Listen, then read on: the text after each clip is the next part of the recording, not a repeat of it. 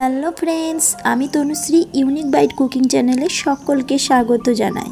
এই বর্ষার মরশুমে যখন বাড়িতে ছোট মাছ নিয়ে আসা হয় তখন আমার একটা কথাই মনে পড়ে, দীঘা পুরীতে খাওয়া লোভনীয় স্বাদের ফিশ ফ্রাই। ওই একই টেস্টের ফিশ ফ্রাই আজকে আমি বানানো দেখাবো। কিভাবে বানাই চলো দেখিয়ে দিই। আমি এখানে ছোট মাছগুলোকে ভালো করে ধুয়ে নিয়ে এর ওপরে দিয়ে দিচ্ছি নুন, তারপরে দিয়ে দেব সামান্য পরিমাণ হলুদ।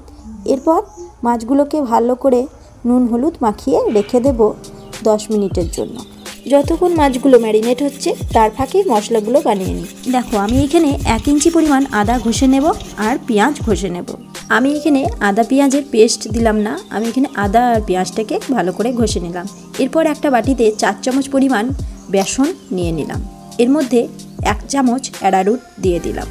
এরপর শুকনো মশলার মধ্যে দিয়ে দেবো লঙ্কা গুঁড়ো, হলুদ গুঁড়ো, কাশ্মীরি লঙ্কার গুঁড়ো, জিরে গুঁড়ো আর লবণ। তারপর দিয়ে দেব ঘষে রাখা পেঁয়াজ ও আদা। এরপর এগুলোকে ভালো করে মিশিয়ে নেব আর মেশানো হয়ে গেলে একটু একটু করে জল অ্যাড করব।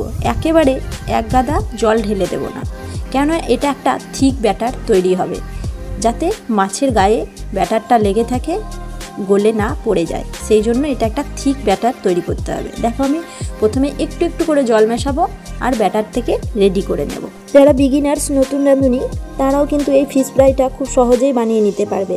এই ব্যাটারটাই হচ্ছে মেন। তাই বিগিনার্স বা নতুন রাঁধুনিরা তোমরা একটু লক্ষ্য করো আমি কিভাবে ব্যাটারটা তৈরি করছি।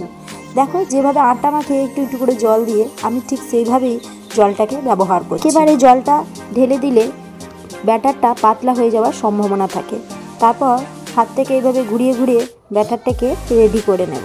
এই পর্যায়ে আমার ব্যাটার কিন্তু একদম রেডি হয়ে গেছে। এরপর ভাজার জন্য কড়াইয়ে দিয়ে দেব সরিষার তেল।